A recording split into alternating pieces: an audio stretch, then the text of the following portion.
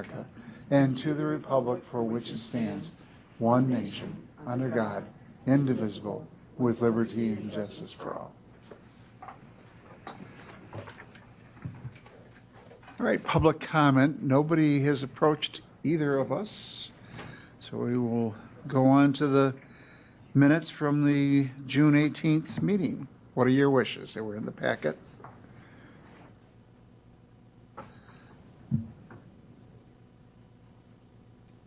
Moved by Supervisor Lemmer, seconded by Supervisor Poole to approve the minutes. Any discussion? If not, all those in favor will signify by saying aye. Aye. Opposed, no. That motion carries unanimously.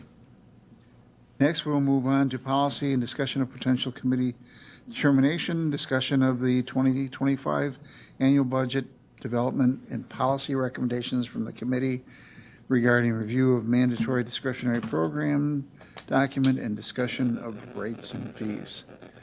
This is a process that we began in earnest last year. And in the packet was Administrator Leonard had pulled together a listing of the various programs in the various departments relative to whether they're mandatory, voluntary, or quasi-mandatory or voluntary. And there are mandatory programs that have a great deal of discretion in terms of range of services, and there are some discretionary programs that really aren't. I'll turn over to Administrator Leonard for some opening comments, and then we'll talk a little bit more. Sure. Thank you, Mr. Chair. So just to kind of kick off how we had proceeded with this kind of orientation process as the standing committees have the discussions around programs and fees. I'll talk about how we did it last year. And I think that worked reasonably well. As Chair Robinson said, it was a new process that we largely borrowed with consent from St. Croix County. But the mandatory discretionary program document, we updated that this year with a couple of corrections, wordsmithing some things with the departments. It's substantially similar, very, very similar to what we circulated last year, and that shouldn't be surprising. We really haven't added any new programs. We just kind of cleaned up some wording to hopefully make it a little easier to understand. The rates and fees, just to, again, orient everyone, if you look to the existing budget message, and I just put it up on the screen, we took all of the rates and fees in each of the departments that have specific rates and fees. They're in the individual sections of the budget by department. My plan moving forward is to actually compile that information back into a single document and include it in the budget as an appendix. I think that'll be, again, an easier way to kind of digest those things. So with that background, how we framed those conversations last year, and again, I think it worked reasonably well, is that, and this is consistent with the budget orientation we provided recently, the idea is that these documents should help you identifying opportunities for you to exercise your policy-making authority as a board. And really there are three key questions. The first are, what programs or services do we offer? And that mandatory discretionary program document really helps, as the chair alluded to. And we've said it before, we're an arm of the state. So there's a lot of times where the state says, counties, you need to do X. And, thinking of that, we tried to gather that information in that mandatory discretionary program list to give you the idea of, okay, are there areas where we're acting that is discretionary, where we don't need to, but please understand that certainly you can have the decision subject to Chapter 59 of the statutes that you want to, provided you have the authority to do that. But while the state often tells us areas where we're expected to perform some action on their behalf, they are oftentimes less definitive in that directive on how we need to do it or to what level, which leads us to the second policy question. So the first is, what programs or services do we offer? The second policy question is, at what level? So thinking, what does service level mean? A couple key metrics that we've used in the past in discussions are the ideas of target population. Do we want to serve everyone with this service? Do we want to have a quality measure? And one we talk about and that the board has adopted previously is one that I like to use as an example is a pavement rating. In our infrastructure committee, we talk about PACER. That's a pavement rating. It's a quality measure of the roadway surface. The directive from the board is we want to maintain an average PACER rating of 7 across the county highway system. That is a service level policy direction that the board has given, which helps staff develop plans that later the board approves, capital improvement plans primarily, to help us achieve that. Another good one that we've talked about at the ERC, the Environmental Resources Committee, is permit turnaround time. You know, we are required, based on, you'll see in the document, we've set up these programs and services to review permits. We might have a mandate, certainly we might have to do that based on an area where the board has said, hey, we're going to have county zoning. So if we're going to have county zoning, we're going to have to react to permit applications. But oftentimes there's no requirement. You need to act within 7, 14, 21 days. So certainly you can affect a policy decision through the turnaround time. So those are just a couple of examples of that second question of what level of service do we want to deliver. And then the last one really is built on the idea of the fees that I referenced and I showed in the budget document. At what cost? That is that last policy question that we laid out last year and I think is still very apropos this year. You know, we have solid waste fees, right? And I'll talk more about those later, that we charge people to use the service at the solid waste department, similarly within Park, Rec, and Forestry. And why that's important is because it helps illustrate a comment that I believe the Chair Robinson referenced at the last board meeting when we had the educational budget kickoff. Not every dollar in the county budget is the same, that idea. Some programs and services receive a great level of revenue offset from delivering the program, whether that's actual revenue that we get from users, or some of the programs and services we offer have intergovernmental charges that other levels of government pay us to deliver those services.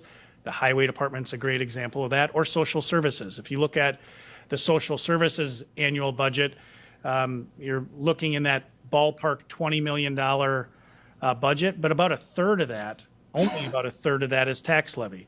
And you contrast that with the sheriff's department, which has a budget of about $27 million. The vast majority of that is tax levy because of the nature of the services that each of those two deliver. So that rate and fee information, again, helps illustrate that third question, which is at what cost do we deliver those programs and services? So that's the only overview I had on the budget development and policy recommendation side. I know that we've had some discussions at this committee about additional services we could look at creating, and I know the idea of a procurement position to kind of centralize procurement has been one area, which again I think has merit to examine. Similarly, the idea of utilizing our should have a new finance director starting in T-minus 12 days, so that's great, and having that person be more involved in kind of an audit, from an audit perspective of internal departments, not so much consistent with the audit that you'll be hearing about later, but more about, hey, let's look at business processes and are we, for example, how's our procurement working within these individual departments? Are the business decisions and how we're spending funds, do we have opportunities to improve? So those are some areas I know we've talked about, but if there are other areas that you want staff to look at, hey, we want a new program or new service, expand an existing program or service, or contract it or eliminate it, that's what kind of the next step for all the standing committees, is going to be over the next couple of months. With that intro, the departments that, again, that have reporting relationships with this committee are the clerk, treasurer, register of deeds, administration, facilities and capital management, human resources, finance, and corporation council. And so we would, from a programmatic perspective, have responsibility, given our overall role in the budget process. Our breadth and scope tends to be larger, but we'd ask that we focus in on those areas. And, the Administrator Leonard started talking about the fees. Historically, what happened is we'd adopt a fee and forget about it and not adjust it over the years. I think the Health Department was probably one of the better ones at looking at those on a regular basis.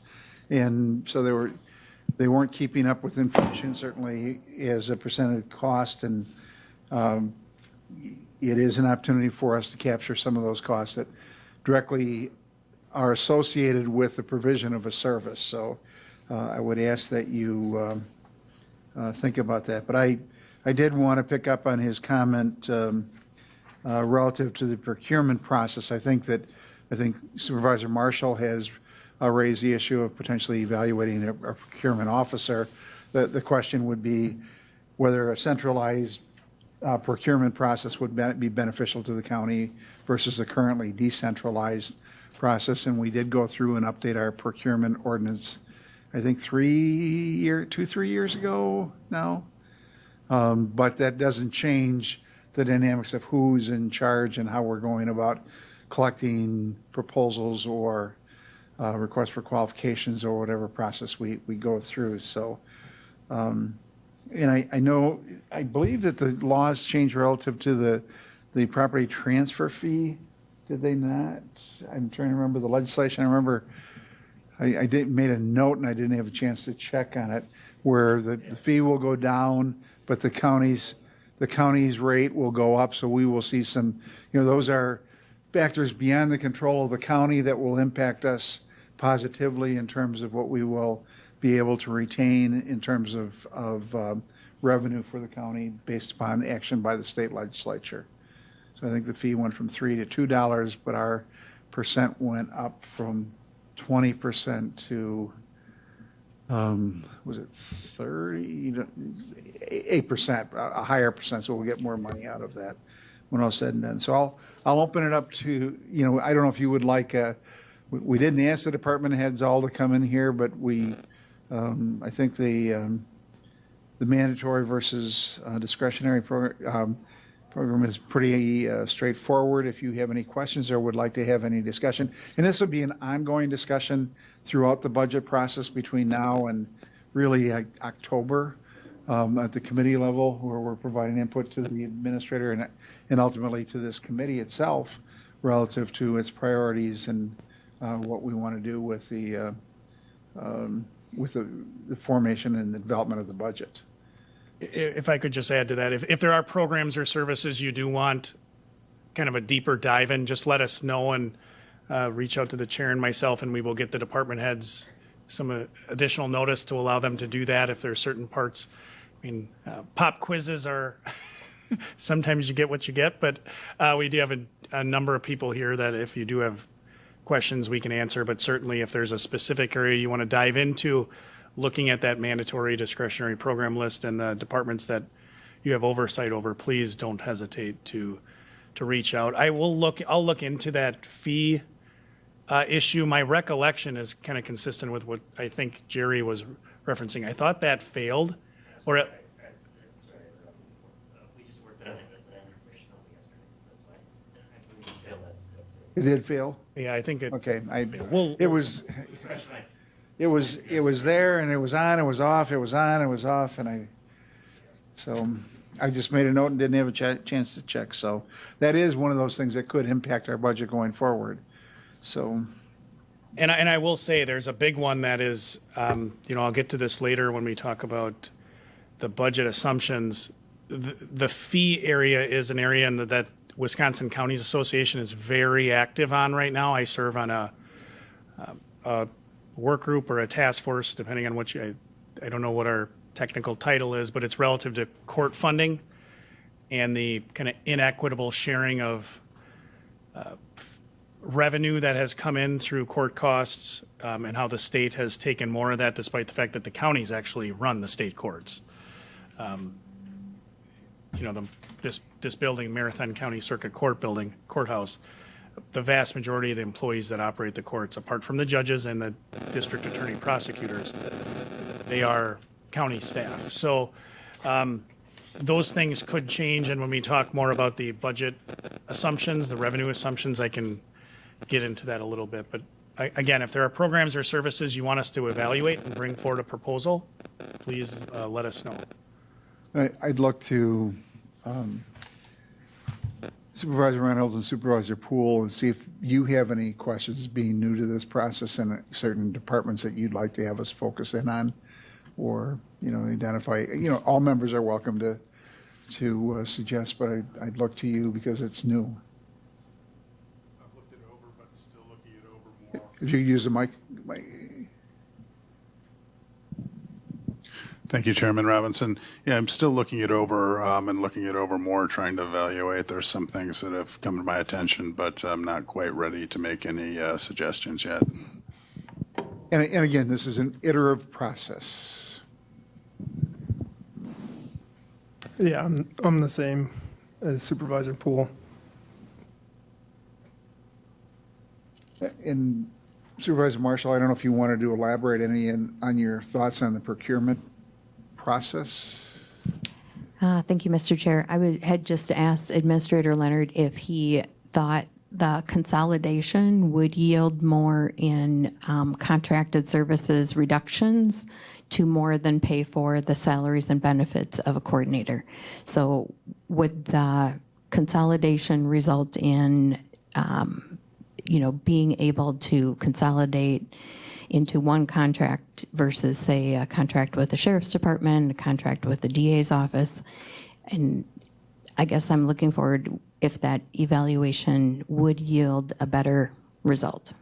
Yeah, I think that is a very good question. I know it's been my experience, and I don't know if Mike feels the same way, but our current procurement process, I do like the thresholds we've set. I think the changes we made are solid. However, just the decentralized nature of it does present a challenge that results in what you just talked about. We might have a contract in one department. They follow the rules perfectly well, go out for RFP, select a vendor, we sign a contract, and another department might have a similar type of need, and we go through that same process. And I think we've made a lot of strides in the fact that we try to make very clear that Corp Counsel needs to review all contracts, but I know it's not 100% that every one of those makes its way to Corp Counsel's office. Similarly, I think there's an opportunity for us if we centralize that. There's essentially, I would like to create a three-level or a three-phase review process. There's certainly the legal process of, hey, is this contract for service? And this is particularly for larger procurements, but is this contract for service, from a legal side, is it sound? Second is financially, do we have funding in the budget, and a review by the finance department saying, yes, there's sufficient funds on this, that it meets that review. And then third, quite honestly, I'd like to look at them and just Supervisor Marshall's point, I'm probably in a better position to say, hey, is this a good business decision in light of all the other contracts that we have? And I know we've made a lot of strides at the City County IT Commission on that, trying to reduce the number of software solutions that we have. When we can reduce the number of vendors we have, we can get better pricing. I did, because I do think Supervisor Marshall's point of looking at this, there's benefit in conducting an evaluation. I know Sheboygan County and the city of Sheboygan have had a shared procurement position for a number of years. And in speaking with both their former administrator and their current administrator from the county, they like that. I know North Central Healthcare, in speaking with Gary Olson, the executive director, would be intrigued by that as well. So I think there's merit in evaluation. I haven't had bandwidth yet to look at that, but if this committee is interested in that for the 2025 budget, to have me look at that and develop a proposal for consideration, I'd certainly be open to that. And we could do, my initial sense is we'd do a pilot using, I mean, we could even use ARPA funds for that to encumber those, create the position relatively soon, and at least I'd look into whether or not we could use ARPA funds for that. Do a pilot and see, to Supervisor Marshall's point, does it confer sufficient value to continue?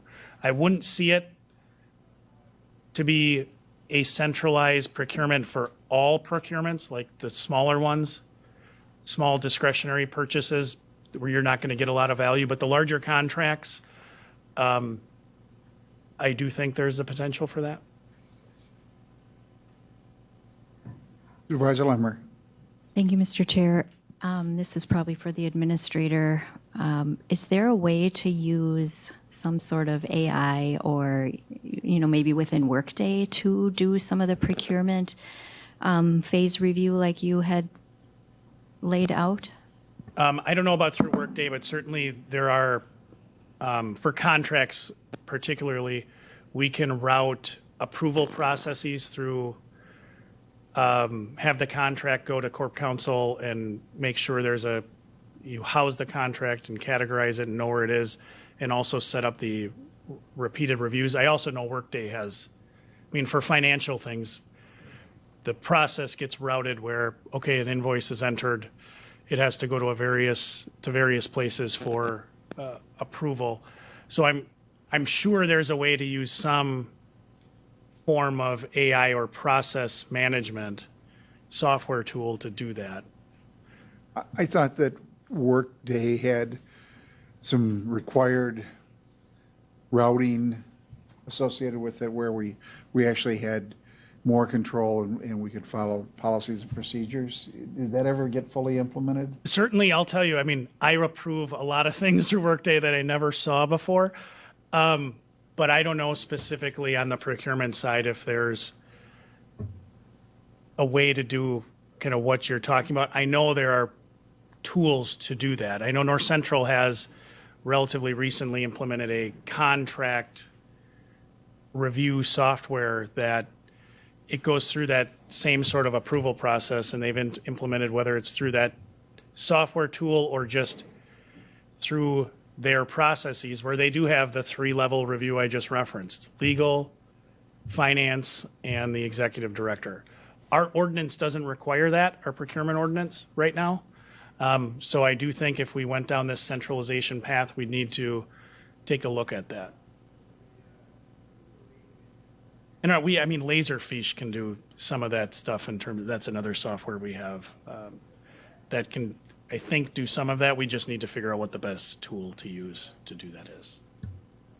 Let me just see if is there interest in further review of this. I'm looking for a consensus.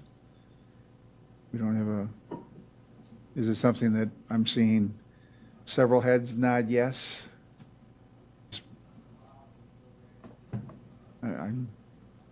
Is there an objection to doing that?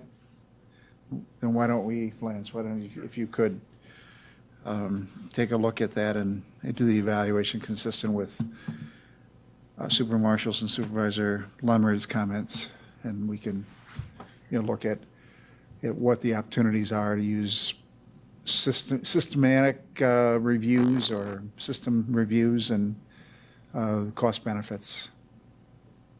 Any other items that you'd like to see us look at? I don't know that there's anything major from the fees. I think you track, a lot of the fees are set by others, passport fees, other things. So we collect those. Maybe at a future meeting, we'll just do a quick a little bit deeper dive on those that within our program. Supervisor Lemmer. Is there a way to get a quick and dirty, accounting, I guess, of if there are specific fees or services, if it's making or breaking money based on the fees that are collected? So as I understand your question, is our delivery of service, are we covering our cost? I don't know that there's an easy way to do that. There are certainly statutory prohibitions on us making money in delivering our services, again, as a governmental entity, but we certainly have, I'll give you an example. Mike and I met with Dave yesterday, and I can't remember if this was the part of the meeting you were in or just after, but we were talking about fees at solid waste. And as we get a better handle on, with our enhanced financial system, but also just guarding against what Supervisor Robinson said, like, hey, we set a fee and we don't have an annual review process. That's a real positive thing that we're doing that now. We look at things more closely. I know in speaking with Dave, he anticipates doing an educational presentation very shortly to the Solid Waste Management Board, and ultimately it'll come through the county board. We had an independent review of our cost to do business and the fees we were charging, and we are substantially behind in where those should be. So it's likely to be a recommendation to phase in those increases over time. I don't know that there's a report that would garner exactly what you just referenced. I will say some of our departments do a very good job. I'll give an example of conservation planning and zoning. Our metallic mining program has the state statute requires us to charge through a fee based on our mining reviews. We have to do the full cost of doing that service, that program. So they do look at their fees fairly often. As I'll talk about when I get more to the budget assumptions, I think an area where this committee perhaps can provide some policy direction is on the side of, do you want to adopt or provide direction to the standing committees that or even to staff, that when these recommendations are coming forward, that we do want to increase our fees on an annual basis. You increase the fee if something is $100, increase it every year by, if it goes up $1.50, $2, it's a lot more palatable than when we do the large correction, for lack of a better term, and it goes up 15 or 20. And the health department, working through Health and Human Services last year, did a very robust update to their fee schedule, which was really good. But for some of the individuals that have to pay those fees, it was a substantial change. So I think that's an area for policy direction from this committee, but we'll get to that more in the budget assumptions. But I can ask at our department head meeting to have our staff look at those fees with that understanding. I will just say, when you look through the budget, there's a lot of fees we charge that aren't, I'll give an example, public records. There's public records fees that we can charge, but that's never going to cover the cost of public records, because we don't have a person who is fully at capacity doing public records requests all the time. We have a lot of different departments that have to respond to those as they come in. I hope that makes sense. I think historically, I think the health department has also been one that has tried to keep their fees near cost. Sometimes at great consternation or with, but they do try to have their inspection fees cover the cost of the program. Other questions?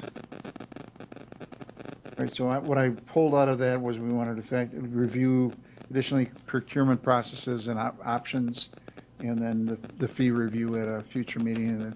And as you identify other concerns or issues, please let me know, and we'll bring those forward in the future. So with that, we'll now move on to 6A1, land record software updates related to Rib Mountain Incorporation.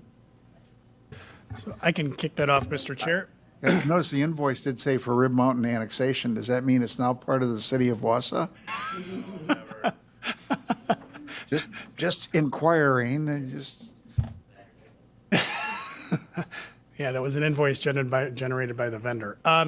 So little bit of background, of course, we have to maintain a land record system, and as you'll see in and you've seen in previous discussion items, easiest way to see this is we have a PIN system, a parcel identification number system, and if the first 3 digits start with a 1, you are a village. If it starts with a, Jerry, correct me if I'm wrong, if it's a 2, is that a city? 2 is a city? Okay. Connie knows. 2 is a city. 0 is a town. Well, with the Rib Mountain's decision to incorporate, all of their parcel identification numbers needed to be changed from a 0 to a 1. So to do that, we had our IT folks work with, I believe the treasurer's office was involved in this conversation and other departments. Like, how do we do that? And ultimately, the decision was made, hey, we need to engage T-Tech or Transcendent Technologies. That's the software vendor that we utilize to help us in that. And you'll see the cost to do that is just shy of $2,500. The question, which was posed to me, was, is this something that the county should take on, or is this something we ask the municipality to share in the cost or fund? We had to do it to make sure the rest of our systems were up to date. So we move forward with the project. We have not paid the bill. So Jerry Klein was one that reached out to me, and he had a great thought earlier today. He's like, I wonder how we handled the Village of Maine.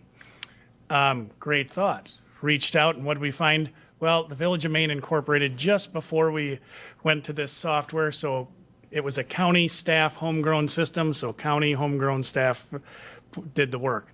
So we don't have any pre-existing precedent to move forward on. I did also reach out to our staff, our department head at Conservation Planning and Zoning, Lori Miskimmons, on kind of get her sense. And we do have, when you look through that mandatory discretionary program list, there's a lot of things that we arguably have to do, or certainly close to have to do, that rely upon this system. Connie uses it, I'd say every day, but that's an understatement, probably every 10 minutes. I just look at it I look at it maybe not every day, but frequently. Register of Deeds, we use it all the time.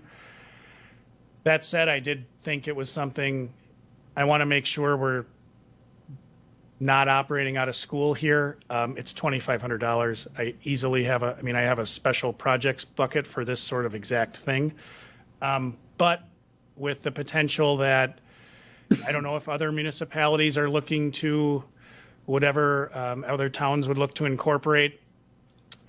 The precedent, again, doesn't exist, other than, I guess, the precedent really is the county covered the cost of that in the past. When Cronenwetter would have incorporated, when Maine would have incorporated, because the system that we used was maintained by county staff to do the work, we essentially covered the cost. So how do we handle annexations? in what sense? Because you're going from a town, from a parcel number, changing it every time we annex or there's an annexation. You were looking for precedent. I assume that we just absorb that internally. Do we do it internally, or how do we? Any municipality or annexation. Please use a microphone. I'm not aware of us billing any municipality for annexations. They happen all the time. All right. What are any thoughts, Supervisor Hart? And thank you. I know we might not have any examples within the county. Do we have examples within the state? Because this has had to have happened somewhere else, and we have to have some sort of example of who footed that bill. Yeah, we didn't reach out and look. I think the underlying logic, yes, that absolutely has happened throughout the state.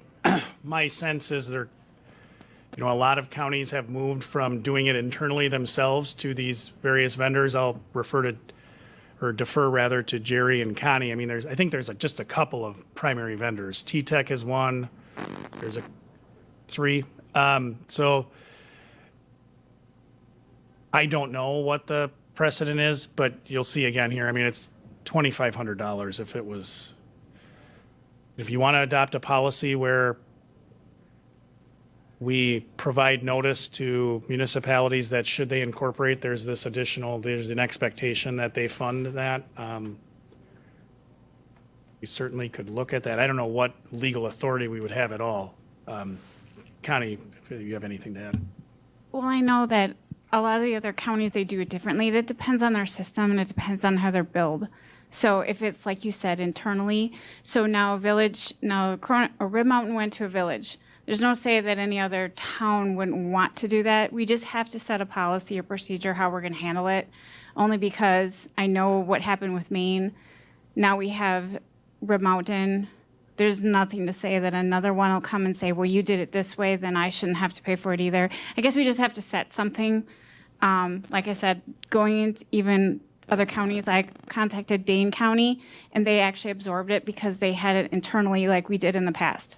So they never billed anybody. So, but they also have to look into that too if they have other municipalities that want to move to a village or a city. So precedent is as we've absorbed it internally due to the process being handled by staff, and we continue to absorb them internally as it relates to changes in status associated with annexations. What are your wishes, or are there other questions?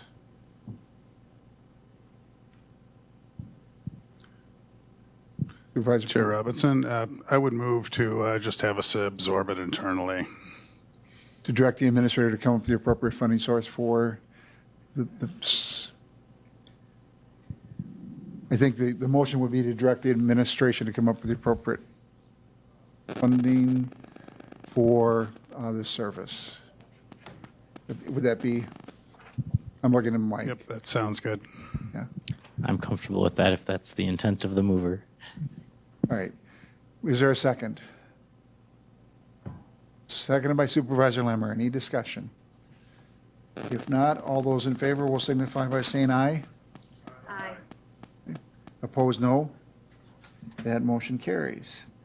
Unless there's an objection, I'm going to ask that we move to item B3 next, and then come back for the other two, because we've got, does that make sense?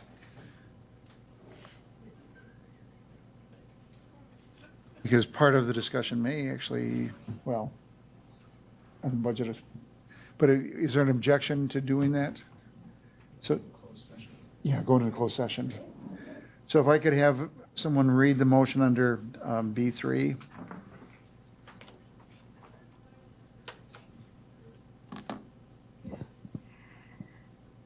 All right, Mr. Chair, I make a motion to go into closed session with a roll call vote suggested pursuant to Wisconsin State Statutes 19.85 sub 1 sub E for the purpose of deliberating or negotiating the purchase of public properties, the investing of public